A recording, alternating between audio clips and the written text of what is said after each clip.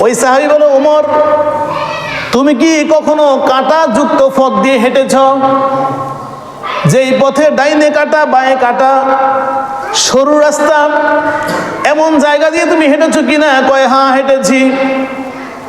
কয় সেখান দিয়ে কেমনে হেঁটেছ?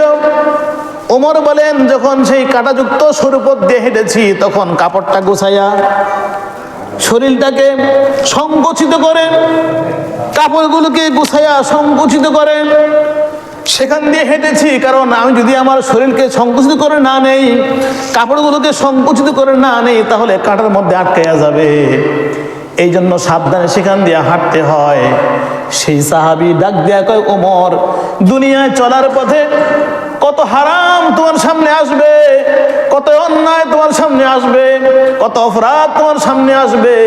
যেটা করলে টাকা পাইবা, শক্তি পাইবা, চাকরি পাইবা, ক্ষমতা পাইবা, নেতা হইতে পারবা, এমন হারাম অনেক কিছু তোমার সামনে আসবে।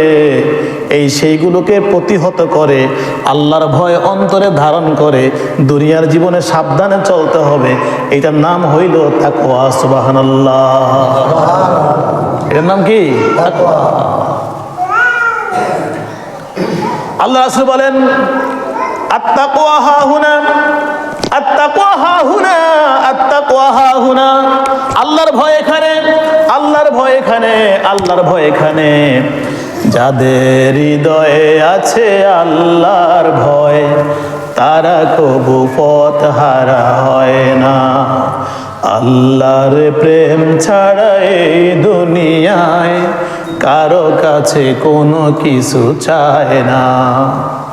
রাতের আধারে যারা সেজদাতে রয়, দু চোখের অশ্রুতে নদী যেন বয়। চলনার হাতছানি যতই আসুক, পেছনে ফিরেও সে তাকায় না। আল্লাহর প্রেম ছাড়া এই দুনিয়ায় কারো কাছে কোনো কিছু চায় না। আল্লাহু আকবার।